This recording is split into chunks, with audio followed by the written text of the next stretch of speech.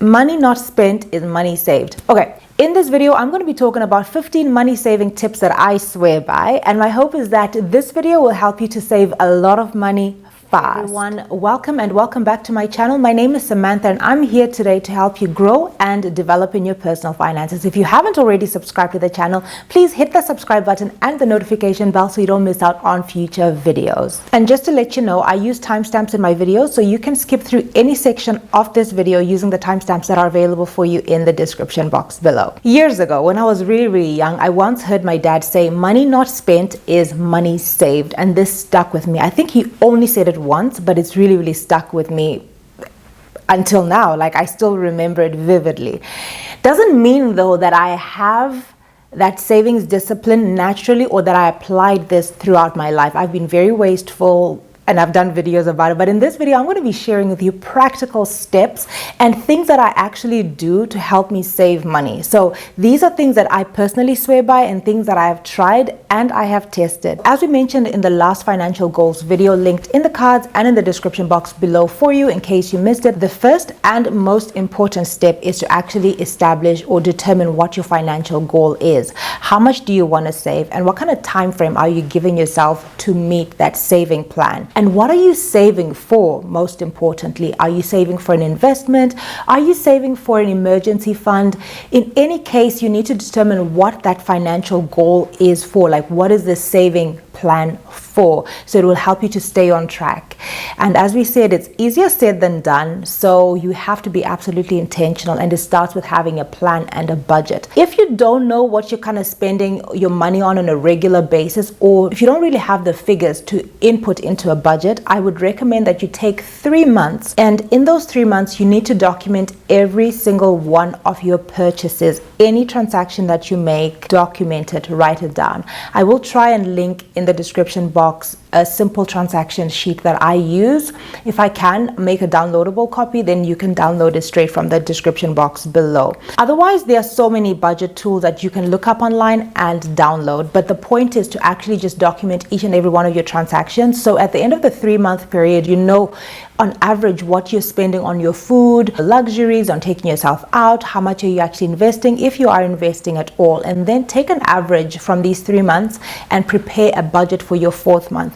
There you will actually be able to see as well what you can scratch out of your budget, what you can cut out on, what you can cut down on, or what you can introduce to your way of living in order to meet your financial goal. So now that you know what you're saving towards, let's get looking at the 15 tips that you can use to save a lot of money really quickly. So tip number 1 is save before you spend. No matter how much you get paid or how little you think you get paid, there's always something to put aside. Try and put aside at the very least 10% of what you're making, and put it on the side into a separate savings account before you start spending, because once you actually start spending the money, you actually realize that money is never enough. We always have extra wants and needs that we haven't even been able to calculate or estimate that we're going to have them once the money is there. So treat your savings as an expense. Like, literally consider that this is money that I have to pay at the end of every month, and I'm putting it in a separate account. And once you've done that, don't even think about it. It's going to be hard, but really you need to train yourself, because at the end of the day,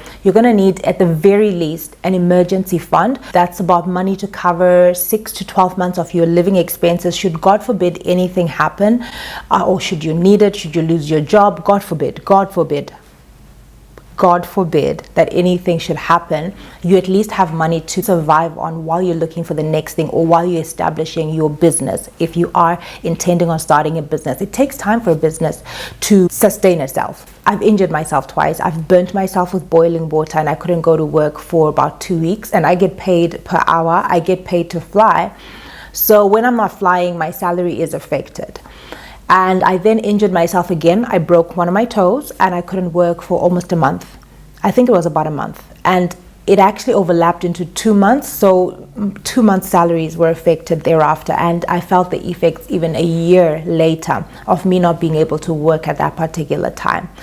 So you need to have some emergency funds, which is like money that you need at the very worst. And don't treat it as if it's money that's just hiding somewhere until you find that extra luxury or you want to treat yourself and stuff like that. This emergency fund, it's a necessity. at any given point in time. Whatever your monthly expenses are, determined by your budget, you gotta at least have a savings plan to have emergency fund at the very least. And for this to work smoothly, you need to either determine a percentage of your salary that you're going to be putting as a direct debit into your savings account, or a certain amount, a fixed amount of money that you say, no matter what, how much I get, I have to put aside maybe $250 or $50 towards this saving goal. Tip number 2, pay cash. Honestly, I feel like this is one of the most effective ways to save money for me. It's so painful to see money go out of my wallet, and when you transact by physically handing over money to someone, you're seeing the physical separation of you and your hard-earned money. And when I'm paying cash, you have no idea the number of items that I actually leave at the till. I'm like, I don't want to part with that much money. And it's not the same when you're swiping or just using your debit card, credit card, swiping away, because you don't see the immediate effects of you actually losing money. Tip number 3 is to convert the cost to working hours. This I like doing because I get paid per hour. So when I want to make a purchase of something, or I'm really thinking about getting something, I quickly convert, okay, I get paid so much per hour. How many hours do I need to work to afford that thing? And that quickly makes a decision for me. And before I know it, I'm either taking it with me or I'm leaving it, because I have done a monetary value analysis of what this really cost me in terms of the time that I'm working. If you don't get paid per hour, don't even worry. You can still make a conversion still, nonetheless.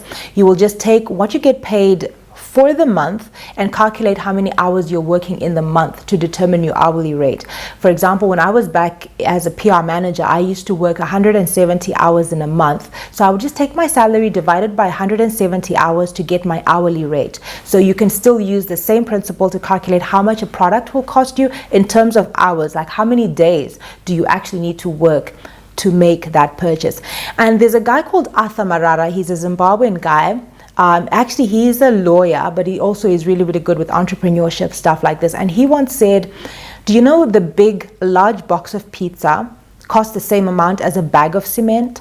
So putting things in this relative perspective will really help you as well. You know, when you're actually considering, like, you're trying to build a house, or you're wondering how other people are able to build houses and you can barely afford it, but you're going out for expensive lunches. So just putting things in perspective like this can really, really help you. And tip number 4 is to share accommodation or rent out part of your house. You will have the opportunity to share your bills, share your water, gas, electricity, your Wi-Fi, and to share the rent as well. And as we know, it is so much cheaper to rent out a 2 or 3 bedroom apartment than it is to rent a single bedroom apartment. Tip number 5 is to cancel your subscriptions. I don't just mean subscriptions like your Netflix or your gym, because those are subscriptions that you may actually be using, but consider email subscriptions as well. I've just recently canceled some subscriptions that I was getting from like beauty and makeup blogs that are constantly enticing you to buy the latest shade of lipstick, the latest eye color palette, and you haven't fully maximized already what you have, but it encourages you to go and buy the next thing or the next shade, and it just stimulates purchases. So these are the kind of subscriptions I'm talking about you canceling as well. Cancel your gym membership and go running in the park if you are not using your gym. A lot of people pay for the gym, but they don't actually end up going. Other subscriptions to consider are your magazines, newspapers, and TV if you are not fully utilizing them, or if you're able to share.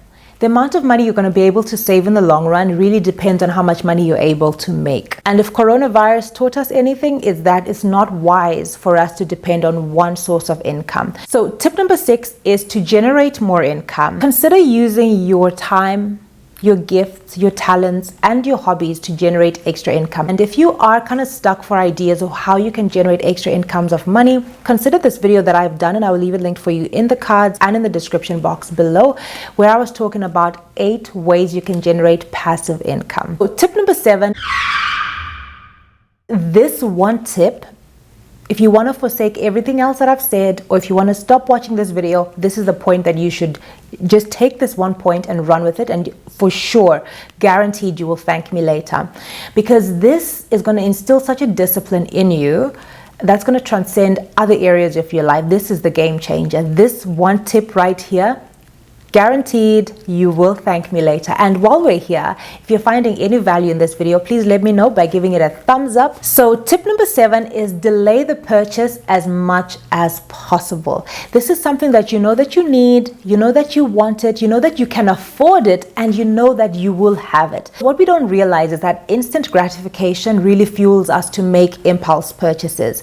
So I didn't say don't buy the thing that you want to buy, but just delay it. Delay it as much as possible until that moment where you're like, you know what, I really now need this item. I cannot go on any further without this thing that I need to buy. Other ways of saving money are number 8, planning and cooking your meals before you're hungry. When you cook before you're hungry, you're less wasteful with your ingredients. And number 2, it will keep you from actually ordering in. And number 9, definitely eat before you go out shopping. When you're hungry, you're shopping with your stomach, you're shopping emotionally. So make sure that you're well hydrated and that you eat before you go out shopping. And if you are on a shopping spree, take a small break, go to a food court, eat something, sit down, and while you're contemplating and considering some of those things that you've seen in the shops all around you. I worked in a supermarket, and this is one of those things that we know. You're going to come into the supermarket for bread and eggs, and you're going to leave with everything else except for bread and eggs. So tip number 10 is to always go shopping with a shopping list and follow it. The shopping lists are going to help you in so many different ways. First of all, you can use your shopping list to compare prices. This will help you to focus on what you came for, and it will just keep you from being distracted. And